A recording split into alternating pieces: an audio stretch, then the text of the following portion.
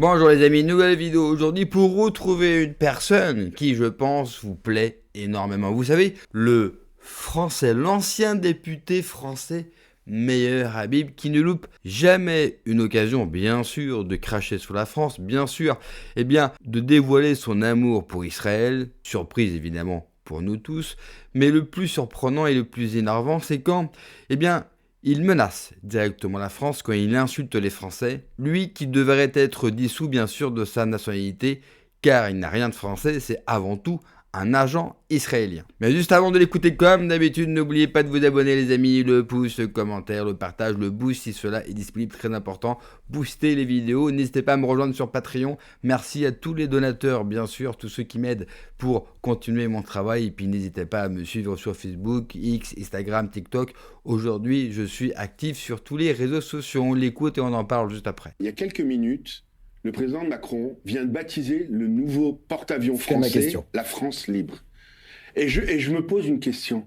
Un porte-avions coûte des milliards. Pour faire quoi? Pour aller à la pêche au thon, à la pêche au saumon, à la cueillette des pâquerettes?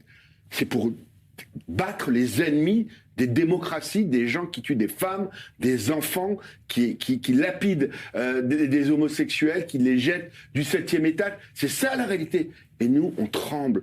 Je le sens beaucoup plus motivé pour aller faire la guerre contre la Russie et Poutine, avec deux peuples cousins, entre l'Ukraine et la Russie, que d'aller en permanence en train de brider Israël, alors que le Liban, qui était la Suisse du Moyen-Orient, est devenu une antenne djihadiste, une antenne de l'Iran, et des 200 000 Français vivent en Israël sous les bombes, mais tout le monde s'en fout. On a eu plus de 50 Français qui ont été tués après le 7 octobre. On a des milliers de soldats français qui sont aujourd'hui sous les drapeaux de Tsahal en train de servir. On veut les arrêter en France. Il y a des mandats d'arrêt contre internationaux, en tout cas la gauche veut le faire. Alors où on va ?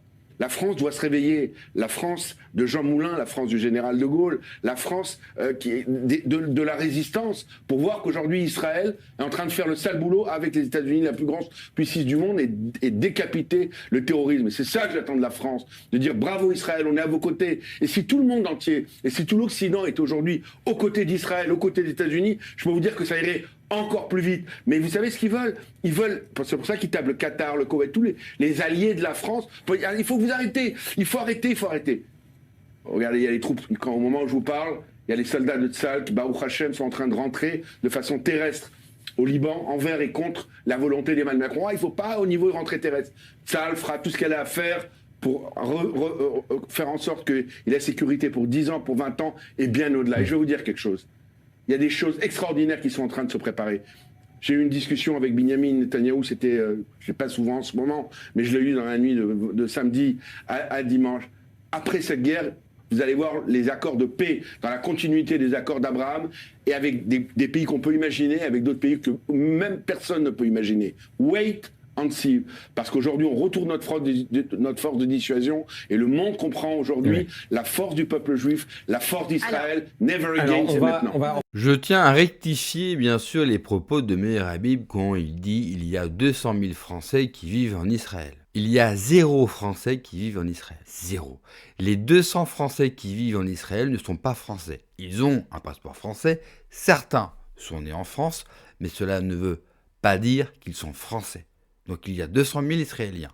Donc cela ne nous concerne pas. Quand il ose en faire appel au général de Gaulle, qui avait une idée particulière sur sa communauté d'ailleurs, et le général de Gaulle n'aurait jamais permis, lui, dernier roi chrétien de France, n'aurait jamais permis à Israël, ou en tout cas aurait été une troisième voie, et n'aurait jamais été d'accord avec Israël. Et vous avez vu, il a failli faire le lapsus quand il parle bien sûr de l'offensive terrestre d'Israël au Liban. Au nom de libérer du terrorisme, il a failli dire on va récupérer bien sûr les terres du Sud-Liban. Je vous laisse aussi un autre extrait bien sûr de Meyer Habib qui est toujours très colère envers les Français. On a hurlé hier, nous sommes tous des Gazaouis à Saint-Denis. Imaginez-vous cette crapule antisémite qui m'a traité de porc à 3 reprises. David Guiraud a été élu grâce au fait qu'il m'ait traité de porc. Il y a eu un reportage hier sur CNews où les gens dans la ville disaient bah tiens, il a traité Meyer Habib de cochon, qui est la plus vieille pas contre moi, je m'en fous, mais insulte antisémite au monde, et il a été élu partout aujourd'hui. Et ce qui est le plus grave, si vous me permettez, Christopher Barolin, c'est que l'ancien président de la République, François Hollande, a appelé à Tulle à l'alliance avec LFI. Quand j'entends que, y compris Jérôme Guedj, qui il y a quelques semaines nous racontait que s'il avait le choix entre le Rassemblement National et LFI, il voterait LFI. Et ils iront tous à la soupe. Et ils iront tous à la gamelle s'il y a un deuxième tour, cette gauche immonde. Comme ça s'est passé d'ailleurs entre parenthèses en Israël, où LFI a appelé à voter pour la candidate macroniste lors de l'élection où, malgré mes 85% en Israël, je n'ai pas été élu. Ils saliront. Et c'est au-delà, et c'est la terrible réalité aujourd'hui de la France, où d'être antisémite aujourd'hui, c'est devenu une parenthèse de l'histoire. On passe à autre chose. C'est une honte, c'est un scandale. Et réellement, je ne sais pas, encore une fois, comme je l'ai écrit sur Twitter, Christopher Barolin, quel est l'avenir.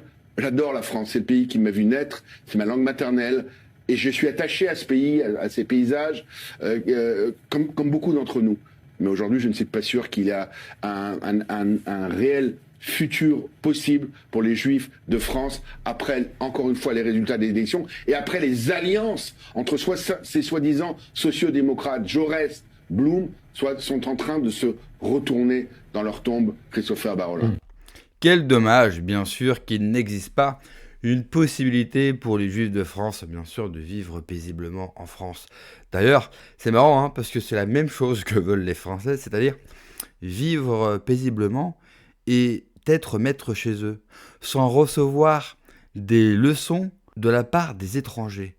La France, vous savez, c'est ce pays merveilleux de personnes qui ne sont en aucun cas français ou de personnes qui sont là depuis hier, mais qui nous donnent des leçons et qui nous expliquent comment on doit vivre. Ayez un petit peu de pudeur, s'il vous plaît, de vous la fermer. Et laissez-nous décider pour nous-mêmes, car, j'estime, peut-être à mal. Qu'au nom, bien sûr, de notre antériorité sur cette terre, c'est-à-dire que nos ancêtres sont depuis 1000 ans, j'estime que nous avons notre mot à dire et que notre parole est bien plus importante, bien plus symbolique que la vôtre. D'ailleurs, Meir Habib, il a un dernier mot pour vous, écoutez, parce que c'est chaleureux. Il n'y a pas eu, pour le moment, de réaction de la diplomatie française pour condamner les attaques du Hezbollah contre les civils israéliens.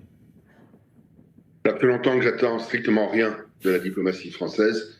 Ça fait longtemps que j'attends strictement rien de Jean-Yves Le Drian, que j'ai bien connu pendant des années à la Commission des Affaires étrangères, où on a eu beaucoup de discussions extrêmement vives l'un contre l'autre. Israël ira jusqu'au bout. J'ai eu l'occasion de parler au Premier ministre il y a 72 heures de cela. Il était calme, déterminé. Tous les buts de guerre seront atteints. Le régime va tomber. Vous savez, la guerre 39-45 a duré 6 ans. La guerre des 6 jours a duré 6 jours.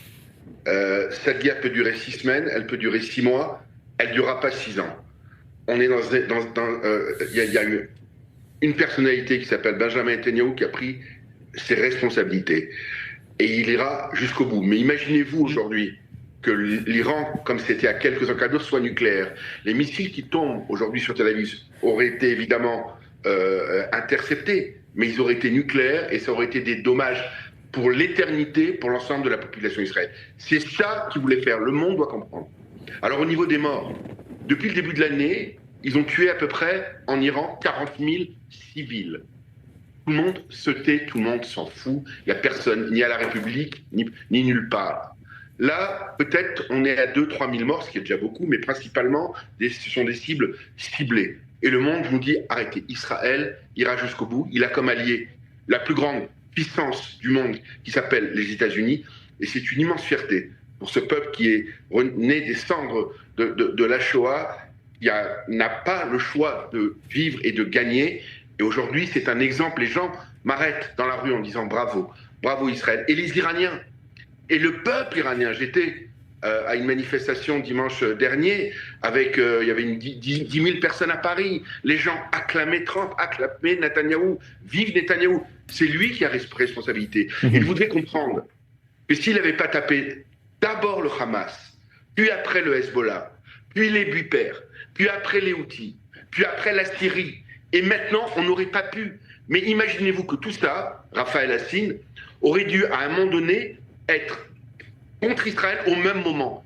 Et là, il y avait une menace existentielle contre l'État d'Israël. Imaginez-vous, il y a 2 ans, en même temps, le Hezbollah, le Hamas avec toute sa force, la Syrie, l'Iran, les Houthis, tout ça contre Israël.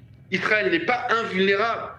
Et donc, aujourd'hui, après le drame du 7 octobre, Netanyahou a dit, tous ceux qui sont de près ou de loin mêlés au 7 octobre vont payer. Intéressant, l'autre lapsus, bien sûr, dans cet extrait, quand il dit les buts de terre avant de se reprendre et de nous dire les buts de guerre. Et oui, Israël ne mène pas cette guerre parce que Israël est menacé. D'ailleurs, il nous fait gentiment une liste de tous les pays que Israël a bombardés de manière préventive. Alors oui, bien sûr, ces mêmes pays ont déjà lancé des offensives contre Israël. Oui, c'est vrai, Israël a été agressé et Israël a reçu des roquettes et des missiles. C'est vrai. Mais en même temps, quand vous avez un pays qui passe son temps, depuis les 50 dernières années, à vous faire des frappes préventives, à tuer vos civils, peu importe les régimes, eh bien on peut comprendre que ces mêmes pays en ont peut-être un petit peu marre et qu'ils se défendent.